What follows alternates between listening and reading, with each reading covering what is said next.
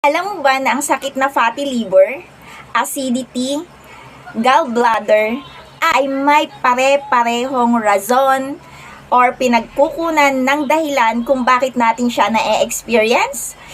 Number one reason, ito po ay dahil sa katakawan natin sa pagkain na mayaman sa mamantika or mamantikang pagkain for short. 'Di ba? Ang dami sa mga Pilipino mataho kumain ng baboy, ng pata, ng adobo, ng lechon. So yan po ay isa sa pinakamayaman sa mantika na pagkain ng mga Pinoy. And then ano pa? Yung mga mahihilig pong kumain sa fast food. Yan, isa rin po yan. Yung mga food na makakain natin dyan, kalimitan matakaw sa mantika or mamantika yung mga food. And then, yung mga maalat na pagkain, isa din po yan sa nagiging dahilan kung bakit tayo nagkakaroon ng fatty liver, ng gallbladder, ng infection sa atay at pagiging acidity ng ating katawan. At yung mga matatakaw sa alcoholic drink.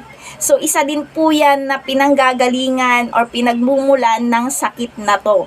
So, kung gusto po natin gumaling agad, kung nakakaranas tayo ng ganitong sakit, iwasan na po natin yung pagkain ng mga matatabang pagkain, mga mamamantikang pagkain, mga maalat na pagkain at tayo po ay uminom ng ating 24 alkaline C. Sapagkat ang 24 alkaline C po ay mayroon na namang napatunayan at natulungan na client natin na may ganitong karamdaman.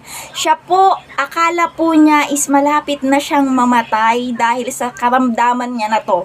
Pero dahil po sa pag-inom niya ng 24 alkaline C, ang sakit niya na fatty liver, ang sakit po niya na gallbladder, ang infection po niya sa atay at yung inaakala niya na acidity lang, gumaling ng dahil sa ating 24 alkaline C. Kaya kung may kakilala ka na may ganitong karamdaman, it's time for you to share the products para matulungan mo din siya na malunasan ang kanyang karamdaman.